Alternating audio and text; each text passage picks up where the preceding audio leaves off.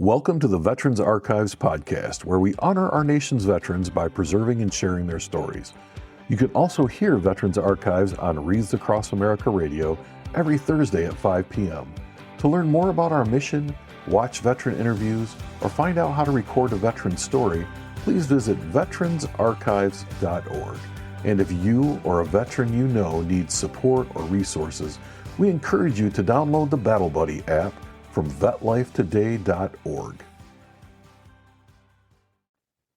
Today is Sunday, March 8th, 2026. We're talking with Cedric Davis, who served in the United States Army. So good morning, Cedric. Good morning, Bill. How you doing?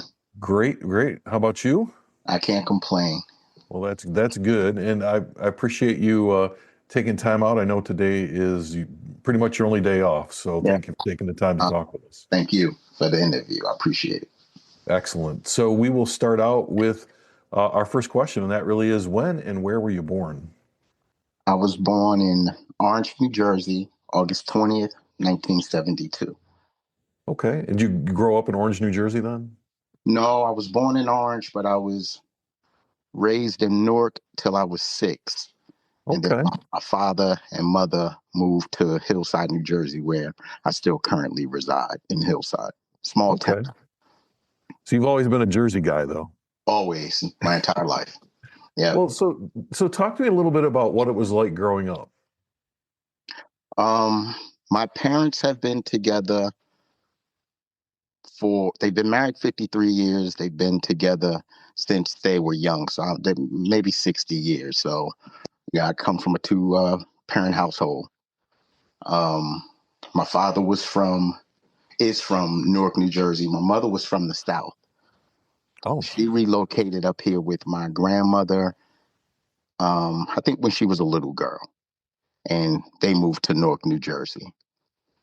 I think my mother met my dad when she was 16, and they've been together that entire time.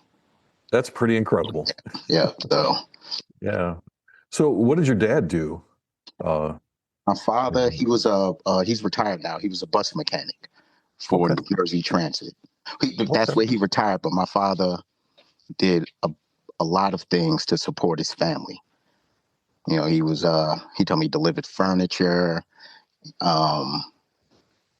with his father when he was young. My father's a Navy veteran. He did a bunch of odds and ends, growing up in the 60s. And, when he was young, he said it was hard to get a job. But when he got with New Jersey Transit, I think he worked 30 years and retired. He's been retired maybe 11 years now, 12 years. Oh, okay. All right. Yeah, when you're young and you got a family, you got to do what you got to do, right? Yep. That's what he always said. He did whatever he had to do for his family. Yeah. So do you have any brothers and sisters? I have a younger brother and sisters, 3 of us. Oh, okay. And where do you fit in there? I'm the oldest. You're the oldest. So you're in charge. I would like to think so. Do they let you believe that sometimes? You know what? They listen, but we're all strong-minded, so yeah. Everyone pretty much does their own thing. They listen to me when it matters. Well, that's good. That's good. My sister's the oldest, so she thinks she's in charge too. So yeah. Yeah. So talk to me about what it was like going to school. Did you have a lot of friends? Did you play sports? Just kind of in general. As a kid, I played Pop Warner football. Mm-hmm. I played Pop Warner for years, and my father and mother, they were actively involved in the program that I can remember. My father would do whatever he had to do. He was a team parent, so they would help out. I wrestled in high school, so it was football and wrestling. I stopped playing football when I got to high school because I let someone tell me that I was too small because I was short.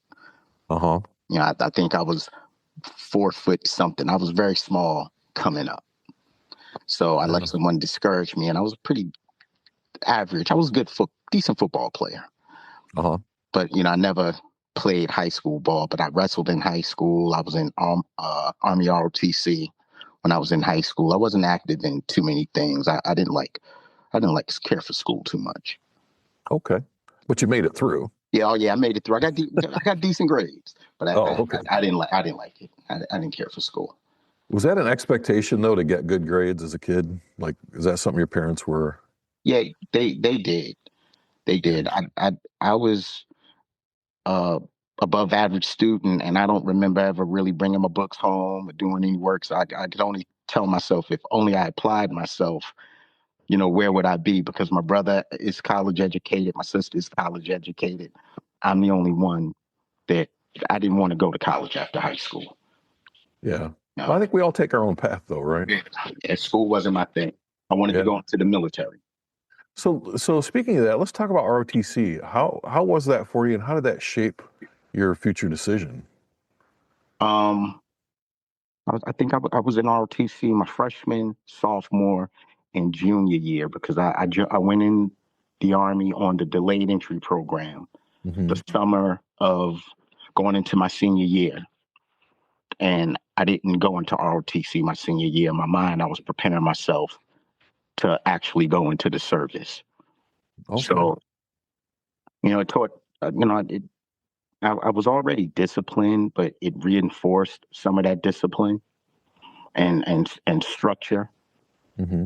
We used to go to Fort Dix, and there was an element of excitement. We would go to Fort Dix to the bases for trips and everything. Uh, I was on the drill team, and we did drilling ceremony. Um, we would I enjoyed like the inspections.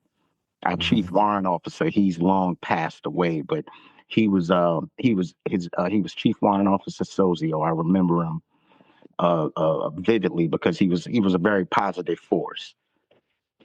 Especially when I did tell him my ambitions were to go into the military. I knew that early on because I knew I wasn't going to school. I would have been wasting my parents' money. Yeah.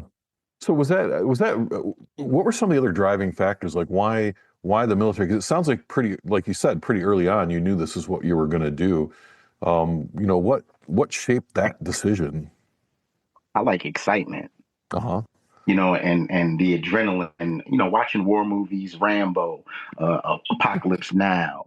My father used to say when I was a kid, and I remember it vividly. I used to always like to go outside and play war and all that stuff. So I knew early on that the military was a path that I was going to take. In my mind, it was going to be a career too. It didn't work out that way, but I was Hmm. joining the army to do 20 years. That was my initial goal, to go in and make a career out of it. Okay. All right. Yeah, and we kind of grew up in the era. I'm a little bit older than you, but we grew up in that era of be all you can be, right? And those Exactly. motivational Yeah. army. Yeah. Yeah. Yeah. Yeah, I remember those days. So, did you sign up in delayed entry during high school, or did you sign up after high school? During high school, I had to Okay. get my parents' permission. They had, Uh-huh. they had to sign. They had to sign a release. And my father, he was okay with it. I remember my mother wasn't. I remember having to talk with her and telling her, whether you guys do it or I do it when I turn 18. I said, this is what I want to do. So my mother reluctantly Uh-huh. gave her permission for me to go. I joined the summer of my junior year. Okay. With I left for the army 3 days after I graduated high school. So you didn't even have like a senior summer then. You just left. I didn't want it. My mother was like, stay for the summer, stay for the summer. I was like, no, I wanna go. You know, Oh I yeah. I wanted excitement. I wanted to get out on my own. I wanted to get out of Hillside. I wanted to Hmm. experience life. Yeah. Yeah. So Well, and good for you for realizing that college wasn't in the cards because I graduated high school and of course everyone pushes you to. I went to college and failed miserably, yeah, and I then knew and then went in the military. I would have. Yeah. I, So where did you go to basic training then? I went to basic training, Fort Dix, New Jersey. Okay. Short bus ride from where I live. Yeah. So you are a Jersey guy through and through then, because you really Mhm. never, Yes, I never was. really left. So talk to me about arriving at basic training at Fort Dix, New Jersey. Um, the night I left, we stayed in a hotel. Hmm. Mhm. We stayed in a hotel right next to it was next to a club. I forget that whether the club was Club 88. It was a club back in the day that was everybody went to. So I was going to that club that night. Never been to a club before. Didn't go out, wasn't much for going out, but the people that were leaving the same night, they was like, oh, let's go out. So I went out to the club and I realized, I was like, oh, this is not my thing. I stayed because I said, who knows the next time I'm going to have free time to be able to do anything. So I had a good time that night. That morning, my recruiter, I still remember his name, Staff Sergeant Marquez, was my recruiter. He came and he picked us up. We all went to breakfast. They loaded us onto a bus and we headed to Fort Dix. We got to Fort Dix during the day. And I remember, you have your 0 week. Right. We got there 0 week, we got processed in. And I remember, getting haircuts, getting issued your uniforms and everything was cool. So I'm saying to myself, oh man, this is not going to be so bad. After about, I think 4 days or 5 days of 0 week, they loaded us onto a bus. And I remember us driving not a short distance from where the reception area was. And there was these 5 drill sergeants standing outside. And as I remember the bus stopping and the double doors lined perfectly with the first drill sergeant that was standing in the line. And I remember his name. He was Senior Drill Sergeant Rivera. I'll never forget him. Because when he got on, like the look on his face, my heart sunk. And this is the 90s. It's still cursing at you, putting their hands on you. Saying bad things about your mom? Saying bad things, yep. Saying bad things about your mom and everything. And when he got on and just the sheer intensity that he engaged us in, right there, I said, oh man, I messed up. I said, I messed up. So they're shuffling us off the bus. I got my duffel bag. I got my little bag with all my personal stuff that I brought with me. And we're getting off the bus and they're pushing us off the bus and they're shoving us and everything. We get off of the bus. I line up on these yellow lines. And by this time, I'm saying to myself, I should have went to school. Should have went to school, but it was too late. Right. That first night I remember, they in-processed us. We got into the barracks. I think that was it for the night. The adventure began that next morning at 0400. Yeah, so talk to me about that. What's happening at 0400 at Fort Dix? The first morning, I remember them coming in, with the garbage cans and beating on the garbage cans, waking everybody up, tipping bunks over. Wow. Tipping bunks over. And I'm saying to myself again, I'm like, oh man, I'm messed up. They're yelling at you. Someone's in your face. You got 2 people on either side of you and they're barking contradictory orders. One thing, you don't know what to answer. And I remember, as all this stuff is coming back, I remember looking at the drill sergeant and he was, what the F are you looking at me for? Don't look at me private. And I'm looking down, and then the other one's saying, "Oh, you don't like the way he looks." So it was just, it was a sensory overload. Right. That first day, and it just went from bad to, I think, worse. Because when I joined, I was underweight. When I do my senior year, I forget. I think I had to gain 20 pounds. I think I wound up gaining 30. Because all I did was eat, not much running or preparation. So I wasn't physically ready at all. That I remember. So I went in overweight. So I was all types of fat body and, can I say fat ass and everything. So I remember being put on they put me on a diet. I couldn't have juice. I have water. I couldn't have cake. I couldn't have any of that. And I was all kinds of fat names. Right.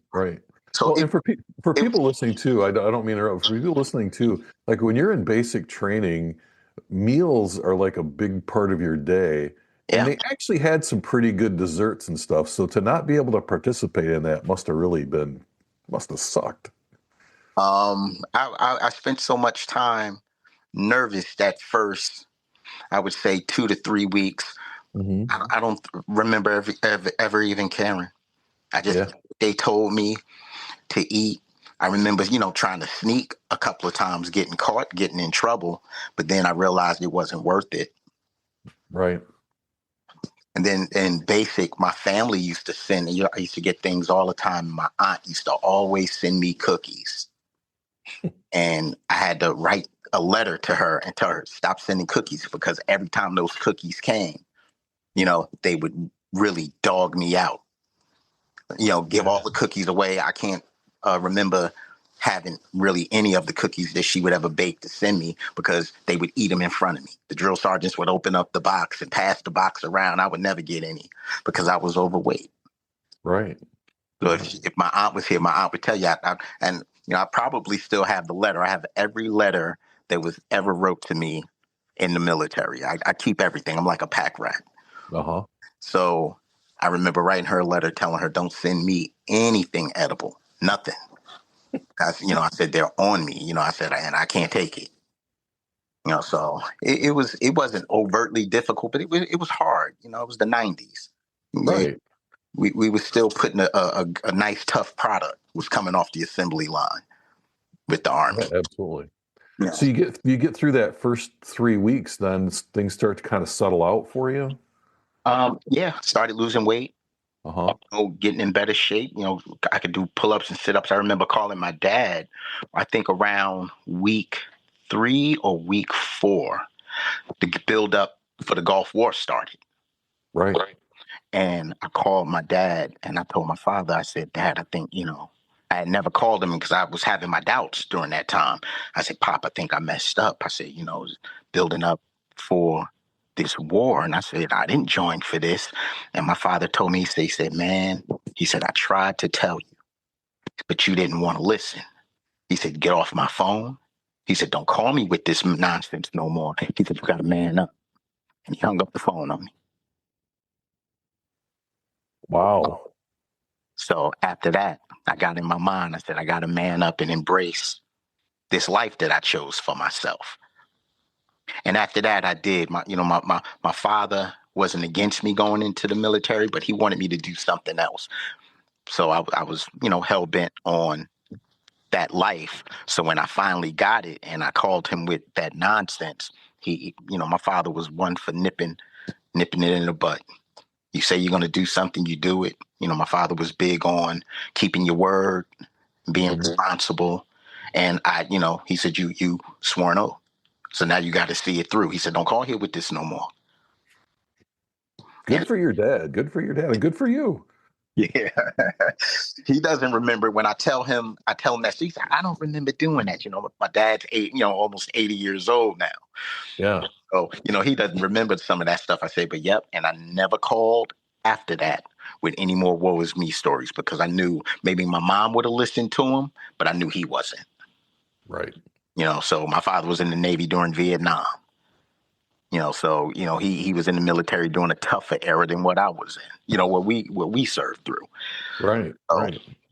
So yeah, after that, I didn't call with sob stories. Anytime I called, I just called with, progression. I would call, when we got off the range, or, if we went out to the field or road march. I got more excited about it once I accepted, and got used to military life, because it was an adjustment.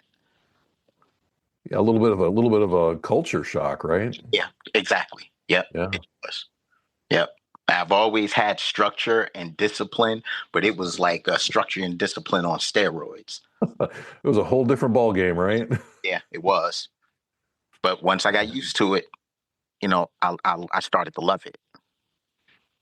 So when you think about basic training now, what are a couple of things that really stick out in your mind? I mean, other than the pep talk that your dad gave you, what are some things that you really think about when you think about basic training? What I really think about the most is what it did for me mentally. I don't know how it is now, but they really would tear down who you were and then rebuild you in a different image. And I know that was significant because I still carry that today in my life. It was to a point to where I had to tone down on some of that. And I've just most recently, over the past 5 years, done that because I realized that was, kind of being like a detriment more than a help. Yeah. So, and I didn't realize it. You think you're always doing everything right as a man or as a father until you realize that you're not. Absolutely. So I had to tone down some of it. But I remember one particular day, they were being nice, not cursing and not fussing and not pushing or shoving or yelling at us. And we actually had time to sit down and eat chow. And this particular day, it was decent chow. I can't remember the meals. We scarfed them down so fast, but it was breakfast, and I pretty eggs, bacon, orange juice, and no one was yelling at me, or screaming. But we had our gas mask with us this day, but it wasn't registering what we were doing. So after chow, after breakfast, we went on a light, leisurely road march, and as we're road marching, we're walking up to this building with all of this white smoke coming out of this chimney. So, we're all wondering where we're going. We're kind of like light talking in formation. It wasn't strict or anything. We were walking up to the gas chamber. Nice. Chamber, and then they turned it back on us. So I remember there was, in my company, I believe maybe 50 of us. We went in first. So I was in the back. I was the last stack of 10. So I got to watch the other 40 people in front of me take off their mask and attempt to give their serial number, name, and rank. And I'm watching, no one can do it. So I'm saying, oh, this gas is already burning my exposed skin, my hands and my neck. So I'm feeling the burn, and I'm watching people throw up, and I'm watching people take that first initial breath to try to get their serial number out and getting choked up. So they're doing one at a time. So it seemed like forever before they got to mine. So I remember when they got to me, I took a deep breath in my mask and pulled my mask off. And when I opened up my mouth to try to utter it without taking a breath, for some reason I couldn't. And I took that first deep breath of that CS gas, and I felt it just fill my lungs and my esophagus, and I couldn't get anything out. And by the time that they're yelling, and I'm trying, I remember this vividly. I'm trying my best to get my serial number, my name, rank, so I can get out of there, because I had 9, there was 9 other people after. Yeah. And we finally got to it.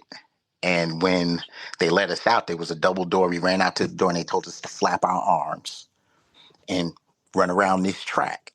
And as I'm running around the track, there's people laid out everywhere, throwing up, snot bubbles. I had upchucked all of that breakfast. And then it realized they did this on purpose. Yeah. So I threw up. I think I made it halfway around the track before I finally collapsed out there, because you couldn't breathe. And right.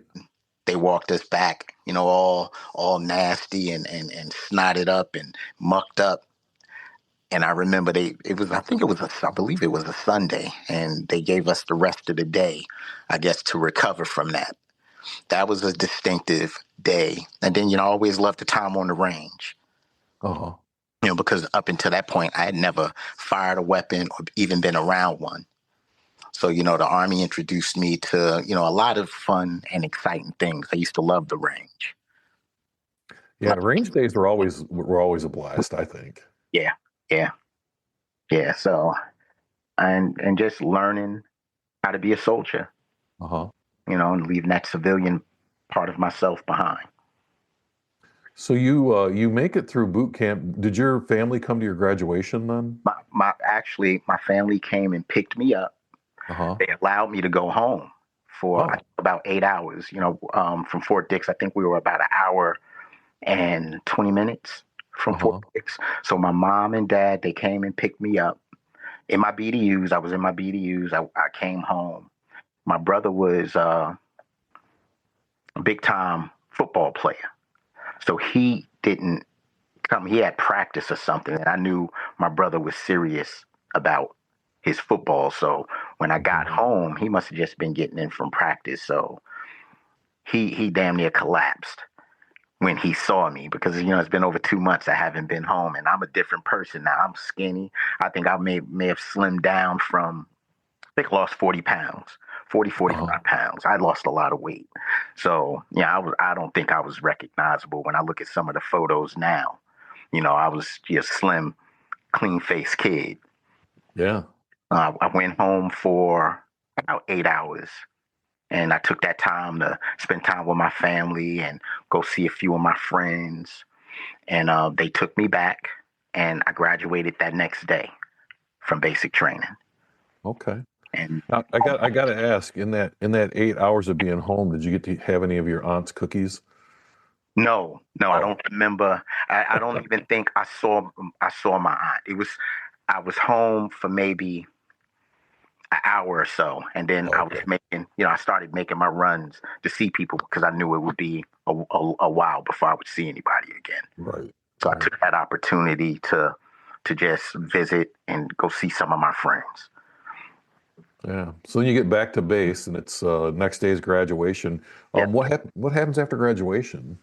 After graduation, a bunch of my aunt, my uncle, some of my close friends who are like family, they came to my graduation, graduated, and they loaded us onto a bus. I think I spent 20 or 30 minutes with my family, and they loaded us on a bus, and we were heading to the airport so I could go to AIT. And what was your MOS? I was a 16 Sierra, man portable air defense crew member. But I was a Stinger gunner, Stinger missiles. Yeah. Yeah, that's what I did. I joined the Army. I wanted to be an 11 Bravo, but I didn't score high enough on the ASFAB. And I didn't want to take the ASFAB again. And I forget what other jobs opened up, but I think I had armor, air defense. It was a few other things, trucking. So that was the closest thing. And it looked really interesting from what they showed me, launching missiles, shooting down airplanes. And we could also use the missile to blow up lightly armored vehicles or light vehicles. So I thought that was exciting. I said, that'll get me close to, being on the ground and doing, exciting stuff. So I chose that MOS. Okay. So you get on a plane, and where does that take you then? We went to Fort Bliss, Texas. Okay. Fort Hood is where I took my AIT. So tell me a little bit about AIT and, what happens while you're there. When I think about AIT, I don't really have much of a memory. And I don't know why. I have like certain things, because when you interview Johnnikins and I was listening to his, I was like, wow, we did do that. Like he brought to my attention that we even went to AIT together. And I don't know, I had to really think and really go back and say, yeah, we sure did. Because we just came off of a cruise and we went to a veterans meet and greet. And we got to meet all of these veterans from all these different eras of Korean War, of a bunch of Vietnam guys, and a couple of guys from the Global War on Terror was on these cruises. And we were all going around talking, and he's like, yeah, with these guys, we went to AIT together. And I was like, we went to AIT together. And he was like, yeah, you don't remember that? And I really had to think. And I said, yo, you're right. So I don't know. I don't think AIT was really that eventful. I remember we used to sneak off posts. We used to go to Mexico. We used to go to Juarez, Mexico. We snuck off posts one day and got tattoos. We used to climb the fence and sneak base. And we went and got tattoos one day. But the training, I really don't recall. I know we had to get confidential or secret clearances, and they had to do background checks. I remember that. Mm-hmm. Because what we did, we couldn't tell how far the missile went and disclose what the actual missile's capability was. And the training facility was secret. Well, how we trained. Right. We had to have a clearance for some of that. But other than that, remembering everything, I have a very short memory of my time at Fort Hood. Yeah. Well, I think AIT can just be a blur anyway, because it's just that's kind of a blip on the radar. You're just coming off a boot camp, which was traumatic. Yeah. And you're a little bit more relaxed here. It's funny you talk about going to Mexico and doing things like that, because my time in the military, I remember anytime they told us not to go somewhere, that's exactly where we went. Yeah. And we weren't supposed to. They were warned against it. Yeah. But we went anyway. Right. We were all together. Everybody's in good shape. Everybody can handle themselves. We didn't think anything would happen to us, and nothing ever did. It was a simpler time too. Right. Right. So yeah. But AIT went fast. Uh-huh. And then what did you do after AIT? After AIT, I went to Fort Benning for airborne school. Okay. I had got airborne. I had tried to get air assault, but they gave me airborne. But I tried to get air assault and airborne in my contract. I was only able to get one. So after Fort Bliss, I went to Fort Benning for airborne school. Uh-huh. And that I remember from the day I walked in there to the day I walked out. That was the most exciting time in my training, was doing that. Yeah. And now how long was airborne school? It was 4 weeks, 3 weeks, and then jump week. Okay. Yeah, we had 0 week, week 1 ground week, week 2 was tower week, and week 4 was jump week. Okay. Yeah, so yeah, I remember my time in airborne school. I would never do it again. I would never jump out of a plane, but if I did, I remember everything. Uh-huh. Everything. Yeah. That's got to be exciting, right? Yep. That was my most profound military moment. Was going to school. Yeah. What was it like the first time you made the actual jump, though? How'd you feel about that? I was scared to death. Yeah. I was actually second man out the door, my first jump. So I'm standing behind the person and I can see everything. And in my mind, I'm saying to myself, I was excited, but I was scared. I was like, I can't do it. I can't do it. I can't do it. I can't do it. But if I didn't do it, I wasn't getting my wings because they would have put you out. You would have got kicked out. So I knew there was only one way to my wings, and it was out that door. Yeah. Yeah. A refusal at the door gets you kicked out first time. Get you kicked out. Yeah. And we saw it happen. We saw it happen to where people, soldiers wouldn't jump. I did a jump and a guy's static line didn't release him from the plane, and they had to jump the entire plane and then cut him free. I think that was maybe my third jump. Uh-huh. Yeah, my third jump. I remember the guy's face as I went past him when I exited the plane, because I looked to see what he was doing as I was tucked in my L position. I remember his face. He was an infantryman, so they had to cut him, and he had to pull his reserve chute. And I remember they cleared the plane, they jumped the entire plane, circled around the drop zone, and then he was the only one. And he pulled it, I guess, as soon as he was able to clear. I forget how many seconds you had to count. I think 3 or 4 seconds, and he pulled his reserve, and he landed safely. He was a stud. I don't remember his name. I remember his face. But, everybody was on him the rest of jump week, because I don't think we didn't have anybody else have a situation where they had to cut them from the plane. Right. I can't imagine watching that happen and then knowing that I got to jump.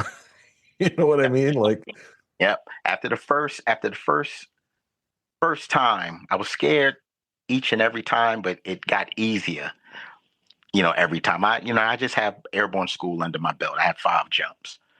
I tell Birch all the time, I say 5 more than you. That's all that matters, right? They used to make fun of me. They say, "Oh, you just got 5 jumps." I said, "I had 5 more than you." Right. You know, Right. just airborne school but airborne school. Yeah. Yeah, that's awesome. Yeah, yeah, I mean, that's no joke. That's an accomplishment. yeah. One, and it's something that not a lot of people get to do in the military. Right. So I'm with a select few to ever do something like that. Yeah, absolutely. So after airborne school, where do you go to from there? After airborne school, I went to Fort Carson, Colorado, 4th Mechanized Infantry Division. Okay. Yeah, where I met back up with Johnnikins. We all went to the same place. Yeah, you, Johnnikins, and Birch, right? I met Birch at Carson. Okay. But me, Johnnikins, and a buddy of mine, Carl Hickerson, we all went to AIT together, and we all got stationed at Carson together. Okay. So I went to Fort Carson, Colorado, and that's where I did my entire tour there. So talk to me about what it was like being at Fort Carson, some of the things you did there. First, you had to acclimate to the rise in altitude.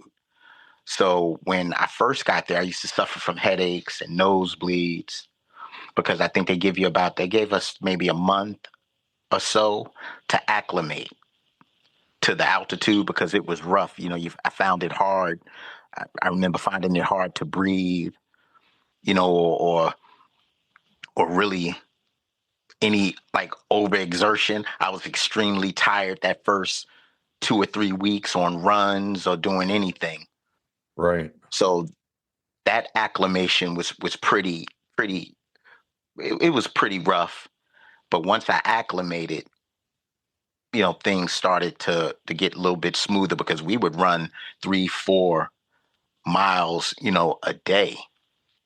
So that was hard when you're sucking wind when you first get there.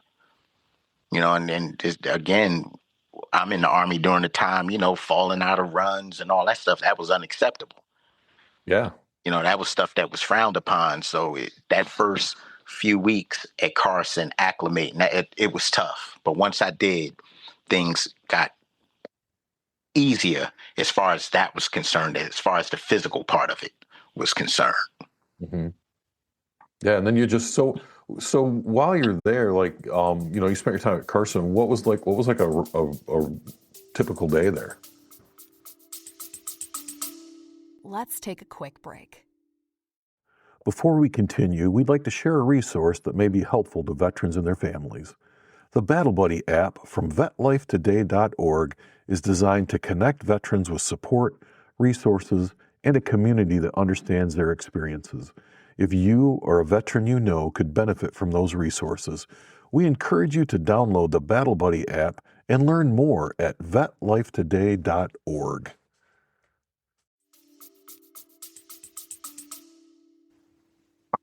I got to Carson, I was a private, so I was assigned to a Vulcan platoon, the M113 with the Vulcan cannon.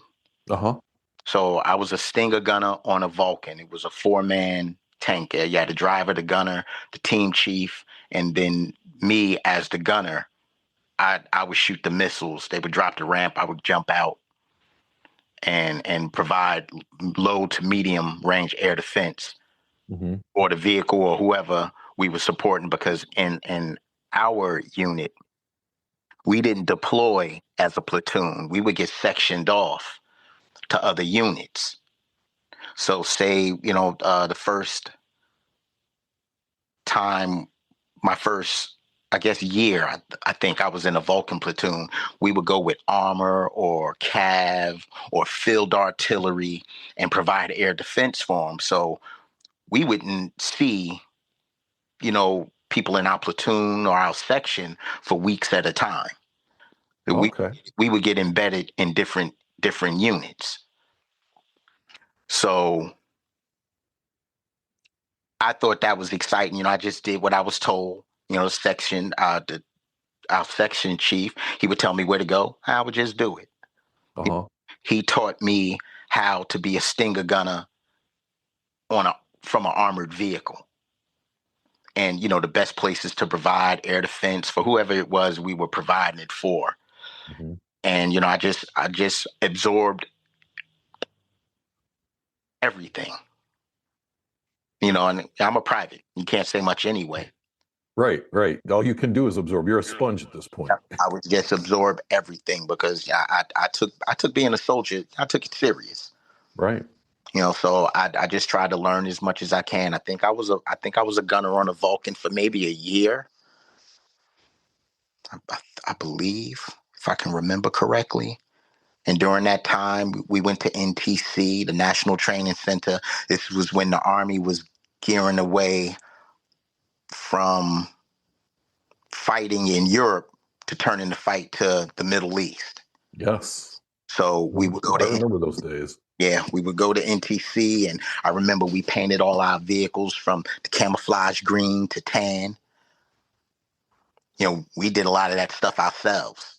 Yeah. So, and by this time, the buildup was almost complete, and the invasion of Iraq was about to start. Mm-hmm.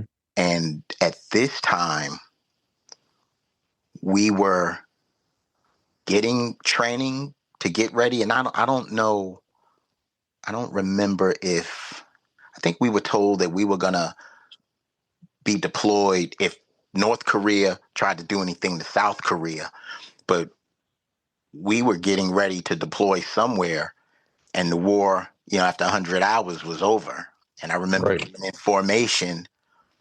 I think I was 18 years old, and we were all looking at each other because we were disappointed.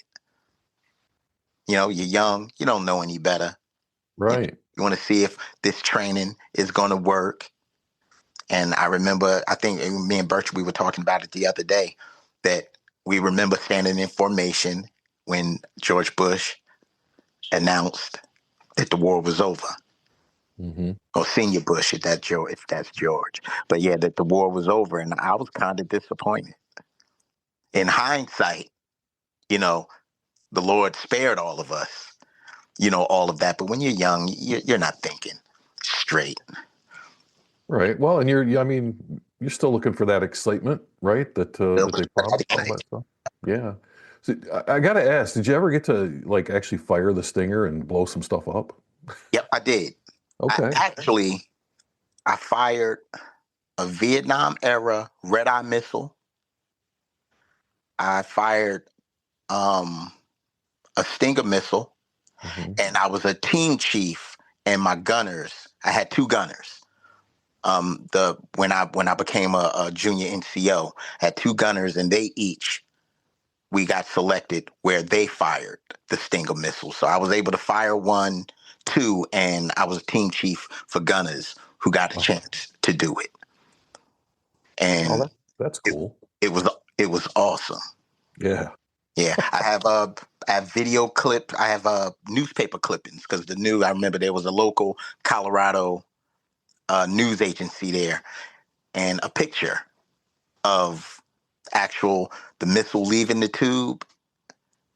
I don't think it wasn't me. It was another team, but just having that clipping was just extraordinary in itself. Even though when I look at it now, we never would have got an opportunity to shoot anything down because we've always had air supremacy everywhere we go. Right. But you never know. Yeah. You never know. Yeah. So how long were you at Carson then? I was at Carson my entire tour. I spent 3 years at Carson. 2 years. Okay. 2 years at Carson. I would go to other bases because I drove for a colonel at one point. Then I went to a Stinger team. I was a gunner on a 2-man Stinger team for a while. Then I was a lieutenant's driver for the Stinger platoon, which I hated. And then finally I got a call to get my own team. And I did that for my final year. I was a team chief, and I had 2 gunners my last year in the Army. Yeah. And my second gunner, his name was Sean Rogers, PFC Rogers. We went on to become the best team in the battalion. One of our training, we were attached to an infantry unit, 1st Battalion, 12th Infantry. And that captain really thought that we were a nice little high-speed air defense team. And he requested us every time they went training. So my last year, me and him, we were never in garrison because they were always out training. But I got to do my last year. I got to do a lot of fun stuff being a part of this infantry unit. Oh yeah, they're always doing something. Yep, they were always doing something. We would rucking 6 miles, or because from what I remember, the armored vehicles would get them to a certain point, and then they would dismount and walk or ruck the rest of the way in. So we got to do a lot of that stuff my final year. So that was the closest, and perhaps my last year was the best year in the Army, was doing that type of stuff. Got to watch them breach. They would let us, they trained us too. So got to learn a little bit of their tactics. And we even cross-trained, some of their guys on getting them familiar with certain aspects of the missile. We couldn't show them how everything with it. But if something happened to me or him, at least someone would roughly or relatively be able to fire the missile, because we would carry 6 missiles with us. We would have to dismount. I would have a missile, my gunner would have a missile, and then they would have to pick 4 infantrymen to carry the other 4. And those missiles were 30, I don't know, 20, 30 pounds. It was a lot of weight. On top of the weight, those guys was already carrying. Oh, yeah. Yeah. They don't travel light. Nope. And we traveled lighter than them. I don't know. I think maybe I would have a 40 or 45, 50 pound rucksack. And theirs would maybe have another 10 or 20 pounds in it. But yeah, that was the exciting time. Going to NTC. There was a place we used to go in Colorado called Pinyon Canyon that we would go for extreme cold weather training, which I hated because it would be, I remember one time it 20 below. 20 below. Yeah, it was freezing cold. I don't like the cold now because of that. Yeah, that's that kind of cold that gets right into your bones. Yes, it does. Yep, it surely does. So, what year did you end up getting out of the military then? I got out the summer of '93. Okay. And I went into the reserves. Okay. I went into the reserve. I think I was in the reserves for a year. I got attached to an MP unit in Orangeburg, New York. And I did that for about a year. But coming from active to that, I didn't care for it. Going from doing something every day to reporting for drill and then sitting around. I think I did it for about 6 or 7 months. One, I was driving an hour, 2 hours to get there, sitting around all day, and then I would have to turn around and drive all the way back home. So after about 6 months, I said, no, I didn't want to do that. After I went into the inactive reserve, 2 months later, that unit got activated and they went to Bosnia. Oh, wow. Yeah. And they didn't call you. I dodged another bullet. No, I dodged another one. Yeah. So I wanted to ask, you spent for roughly almost 5 years in uniform. When you finally hung up the uniform, what was it like, putting the uniform on for the very last time and knowing that you were going to be done? I really don't remember. I don't remember feeling any way about it. I don't think. No. And it was a different transition too, right? Because you didn't leave active duty. You kind of left active duty and then went to the reserves and then sort of. Get to the reserves. Yeah, I got out and found a job. Uh-huh. When I got out of the Army, I think I took a couple of months off. Yeah. A couple of months, just to gather myself and just readjust to civilian life. And then I started looking for a job. And with my background, I'm trying to find security jobs. And I Right. remember my mom taking me to these interviews, and I was overqualified for every security job that I tried to apply for. And I was like, I would be the best candidate, to watch your front door. I'm just getting out of the military. So I couldn't land a job. And finally, a friend of mine um, took my information for FedEx. And within 2 weeks, I started working. I started working at FedEx, where I spent almost 20 years there. Oh, gosh. And I remember filling out my application because this is during the day you had to physically go in and put in applications and sit Oh, down yeah. and be interviewed. And I remember there were about 2 or 3 people in front of me, and they're taking their applications. Okay, we'll get back in touch with you. We'll get back in touch with you. So I'm saying, oh, they're just going to take my application. I'm never going to hear from them again. I remember the interviewer taking my application and got to the part where I was in the military, and they said, well, can you come back for a second interview? I said, oh, sure, I'll come back for a second interview. Within a week, I was at Newark Airport working at FedEx. And by this time, all of the weight I had gained, maybe 35 pounds. I'd been Yeah. out, I'd been out of the Army for maybe 6 months, and I had put on all of this weight. And FedEx took that weight off me within 6 months because I Whole started out different, whole different kind of boot camp, a right? whole different kind of boot camp. I started out unloading boxes. They would take the containers off of the plane, bring it to an unload area, and I did that every day for I think maybe 4 or 5 hours a day, Mhm. with maybe 10 minutes break between flights. And I wound up shedding all of that weight that I had gained because I went from being very active to not being active at all, Right.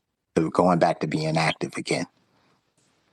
And then I would go to my drills on, I forget what 2 weekends. I never made it to the 2 weekends, the weekend, a month, or whatever that was, but I would go to my drills and work. And I moved back home with my family. I Hmm. was living with my parents. At that time, my brother was away in college, and it was just me and my sister home with my parents. So I just started my life and working, and I would travel. I would go back and forth to Carson, and I kept in touch with a lot of those guys, and we still keep in touch. But it's only, four of my buddies that we do stuff. Birch, Jonikins, and Hickerson. We travel, and once a year Yeah. we get together and just have fun and relive the old days and enjoy life now. Yeah. Yeah. Well, you have to, right? Yeah, yeah. Yeah. So in all that time, did you get married? I've just got married. I got Oh, I got married a year. I've been married over a year. well, congratulations. Yeah, y'all. Thank you, thank you. Best decision I ever made. Yeah. But when I was young, I wanted to, but it just really it never worked out. And then you know how you give up on certain things, Right. because I made a bunch of bad decisions with these women. But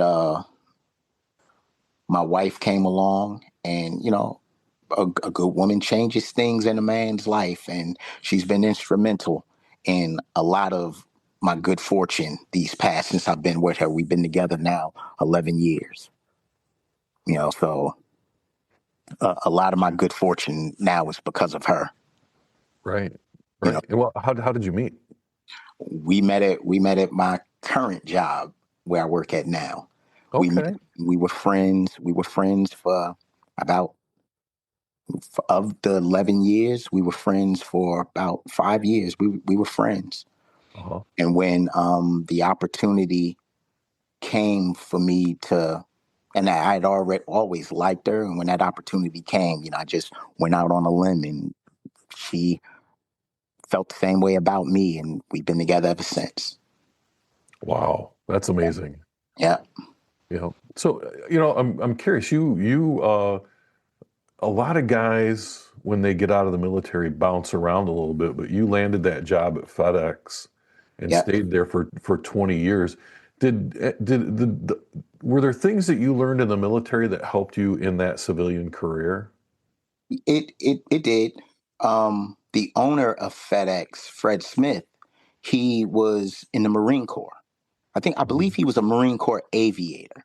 So FedEx is structured like the military. Oh, okay. So when I started working there, it was like a real simple transition for me. It wasn't hard Mm-hmm. because, I couldn't just go to my director. FedEx had a chain of command. FedEx operated in military time. We operated with deadlines and when we had to have packages delivered and packages picked up. So I was used to that. Mm-hmm. So that was easy. FedEx was a joy until it wasn't. I've been going for there. I've been at the job that I'm at now. I'm going into my 15th year at Right. the Newark Housing Authority. And I left FedEx, because the culture started to change. Mm-hmm. When I first started working for FedEx, it was really, and FedEx had it's called PSP, People, Service, Profit. And FedEx would actually put the people before service and profit. And when it started to change and they started to buy all of these trucking companies, I saw like the writing was on the wall, doubling out workloads, but you had the same time to do it. I couldn't keep up anymore. Right. So, I started looking for something else, and I wound up with this job that started me off paying more money and everything because when my second son was born, I was a courier for FedEx working in Midtown Manhattan, Rockefeller Center. I spent 16 years, Mm-hmm. 16 tree lightings, 16 ball drops. I've been there for all of it. 9/11, I was in Manhattan, 9/11. I saw the horrors of that day firsthand. And um, FedEx was just a structured place till they started getting away from what made the company successful, and that was the people. Right. And after doing that for so many years, you start to slow down. I'm still a young man, but you know, I had 60 stops. Now you got 100 stops, 120 stops, and you still got 6.5 hours, 7 hours to do it in, and it just started to become too much. Yeah. So I went out on a limb. I remember having a conversation with my brother, afraid to leave. By this time I have children. I'm taking care of my kids, and I was afraid to make that next step. Mm-hmm. But I was pushed to a point to where I didn't have any choice, and I started working where I am now, which is an adventure all in itself. Because if I would have known what I know now about where I'm at, I probably would have stayed at FedEx and got that last 5 years and retired and then did something else. Right. Right. But shoot, I can't say that honestly because I wouldn't have my wife if I did that. But Right. Yeah. Everything happens for a yeah, reason, I think. Yeah. yeah. But So this you, job I'm at now is a crazy, crazy journey I'm on from day to day. yeah. Yeah. Yeah, I'll bet. So yeah. you have how many children? I have three boys, and Oh I'm not gosh. anymore. Yeah. A 27-year-old, a 21-year-old, and a 17-year-old about to graduate high school. Wow. Yep. Yep. Well, I'm almost you, done. yep, they're almost all off the payroll, as we Yeah. say. Yeah. But no, they're still on the payroll. That never changes, does it?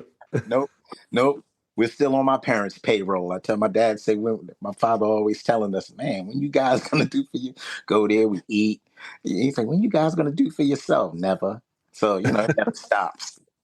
Right, right. That's why we're parents, I think. Yeah, yeah. Yeah. So, you've done quite a bit and you've lived a really good full life so far. You got a lot of years left in you, I think. Yeah, I hope Um, so. Yeah. you've got a family, you've had some adventures and all of those things. So is there anything that we haven't covered that you wanted to talk about? Um,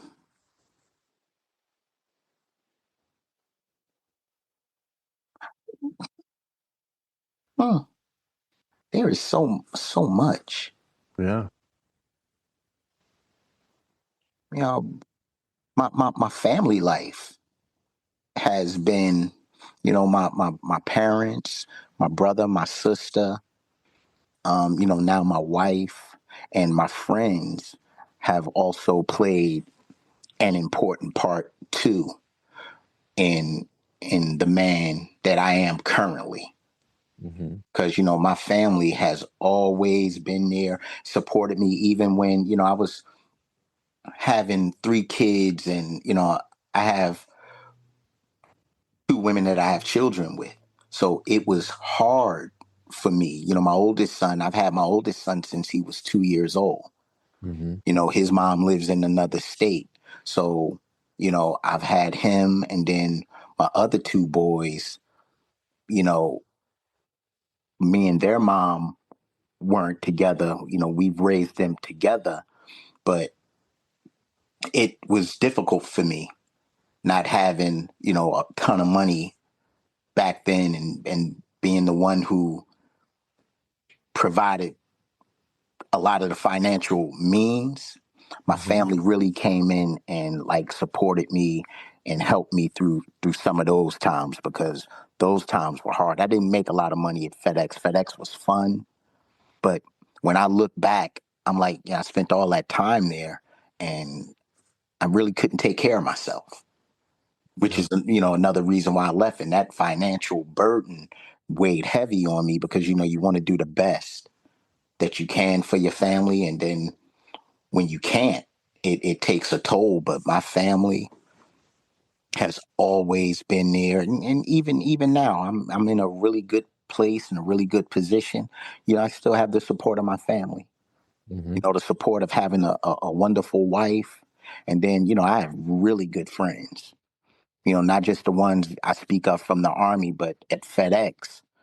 I spent, whereas me and Birch, we're thick as thieves, Johnnikins, we're all close, and Q, and we spent 2 years together. I have my FedEx family that I spent 20 years with, Hmm. that has, been very supportive of me, and always there. So, I'm blessed in many ways, because I really could have been out there struggling, trying to be the best father I could be. And I had a ton of help, because the good boys that I have, they work, and no trouble, don't give me any trouble. They don't get in any trouble. And I didn't do all that by myself. Right. I had a lot of help. So, I wanted to express, how important my family has been, how important my wife is, because at the end of the day, she just left out of here to go to church. A lot of where I am now is because of that woman. So, and my dad, how have seen him with my mom over the past 53 years. You know, that's what I always wanted, and I thought that I would never achieve, and I have it. So, took me, 50 some odd years to get it, but I finally got it. Yeah. Yeah. And So here you are. yeah, I got me a companion, a soulmate, a love mate, everything. She helped me get my finances back together. Because Hmm. I tell my sons now, they're young, and I tell them all the time, don't worry about, women so much. Women will come. I always tell them to worry about getting themselves in a position to where they don't have to work as hard as I do, because I have a second job. I have a full-time job, and I am a director of maintenance at a movie theater part-time. And I try to impress on them, if they work hard now and don't start a family young and worry about themselves. I said, when you get to be in your 50s like me, I said, maybe you guys can take it easy and you don't have to work as hard as I do. And I'm not killing myself out here, but I work pretty hard. Yeah. So, I try to impress on them to work hard now, enjoy life, but work hard now so that you can, have it easy when you get older. I put a lot of wear and tear on my body. And, like I said, I'm home. Today is my only full day where I'm really home. And then, I got to spend time with my wife and, we clean up. And before you know it, it's Monday and I'm back to work 14 hours a day, 15 hours a day. So, yeah, my family, I'm living the dream now, so I can't tell you about too many hardships. I really haven't had like anything that was deeply distressing in my life, and those things that have been distressing were self-made. I did it to myself, Yeah. and sometimes you need someone to direct you in the right direction. And fortunately, I got a village of that. So with that, Well, good. yeah, Good. Typically towards the end of the interview, I ask folks, what message would you like to leave with people? But I feel like that's the message. yeah, Family yeah. and taking care of one another. And taking care of one another is something that you see now that we're not doing as a nation right now.